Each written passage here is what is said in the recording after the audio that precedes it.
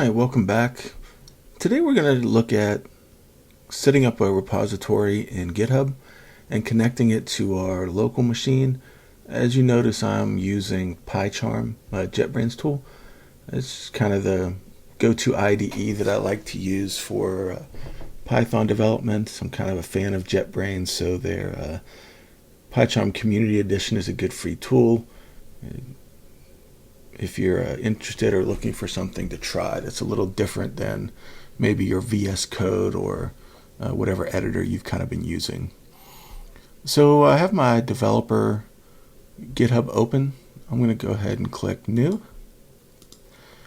So this is part of the CI/CD for data engineering. We're going to look at GitHub Actions here eventually, and in order to get a good look at GitHub Actions, we're going to definitely need a repo. So I'm going to call this CI/CD GitHub Actions. I'm going to make it private. I always make it private, even though I'm probably going to make it public later so that you guys can access it. I start off private just because when I'm doing early development, if you accidentally throw a key in there or throw something in there that you wouldn't want someone to see, then you definitely don't want to make it public so that somebody can grab that key or credential out of there. I'm a big advocate for using env files and putting secrets in some kind of secret manager, but working with people, working with juniors, and working on a team, sometimes you do something quick and fast and cheap and dirty, and then you forget to take it out before you push your code up. So one of the ways to prevent that is just to mark it private, just in case. I'm going to go ahead and add a README to it. I may or may not fill it out, but it's kind of my go-to button click when I'm going through this. And then I'm going to use a Python generic get ignored template, so it handles a lot of the main Python files that I don't want to push up here to my repository. If you're not familiar with the get ignore, things like .env files, things like your virtual environment, anything that is specific to your IDE itself, you really don't want to push up to the repo so it's going all over the place, and there's a lot of files in there, there's a lot of dead weight that doesn't need to be pushed to the repo. So make sure you're using a get ignore file. Even if you're just manually creating one and don't want to grab a template with all the things that come with it, at least make sure you're ignoring the files that should be ignored and not pushed up to your repo or anything for local development. I don't choose a license. Normally I don't have a lot of licensing things for my stuff. That may change in the future, but for now I leave licenses as none. So I'm going to go ahead and create the repository. And you notice I'm doing all this on the fly, so if there are any errors or issues, you're definitely going to see them. So I have a get ignore and I have a readme. I'm over here in my local PyCharm editor, and I've already created a folder. If you notice though, there's no version control on this folder. So what I'm going to do, just for kind of completeness here, because what you could do, right, is you could go and click code and get the URL for the code and come back over here and clone that to a folder and start from scratch. But sometimes you already have code going locally, and then you kind of created a repo in the web, right? Because the normal flow is one of two directions. You either start in your IDE, you initialize a repo, you push it to GitHub, and you let this code automatically create the repo for you.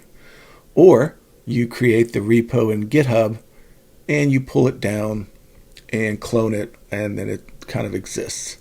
But there are some times, and I want to start off with kind of the more complicated case, there are some times where you're either sharing code with somebody and they haven't cloned the repo, but they have some code sitting there, or you've started code in one place and then you started the repository, or even yet, maybe you're taking an old repository and you refactored it to a new one, and so you have this local code and you really need to point your local to the new origin and pull down the code from there. So we're kind of going to talk about how to do that. So first thing I'm going to do in my PyCharm is I'm going to create a Git repository, and I'm going to create it right where it lives. So open that, And now I have a local main. And you'll see that main py is red, which is fine just because I have a whole bunch of unversioned files here. And I'm not going to commit anything yet. I'm just going to kind of let it sit. Okay, so what I'd like to do now is I would like to point the new origin to my new project. So I need this HTTPS URL. I'm going to go over to my terminal. Okay, I'm going to remote origin and put that in there. Ooh. And put this in there. Let's back that up. So if you see, I do git remote add origin because there's no current remote origin. And I'm just going to paste the URL that I just got from GitHub. And then now this should be pointed at that code. Well, now you'll see that I can fetch and do things. So let's fetch and let's get this origin down here. There's my remote and there's my origin in main. And I am going to now, what do I want to do? I want to, oops, sorry. Okay. I'm going to commit. I'm going to pick my git ignore. I'm going to pick my main py. And this git ignore isn't the same git ignore on this side. This is one created by the IDE. I'm going to go ahead and commit it. I'm going to commit it within init repo. And I'm going to commit and push. The push should fail, which is expected if it does. Let's see if it does. Oh, it was rejected. All right, and the reason is because I need to pull before I push again. Because there's files up there that are different. There'd be some merge conflicts if it tried to actually do anything. So I'm going to go back to my terminal. Actually, I'm going to do it in Git itself here. Okay, what I would like to do now is I would like to pull into main. And so, nope, that's fine. I'm going to pull into main using rebase, I think. See, that should do it. Cool.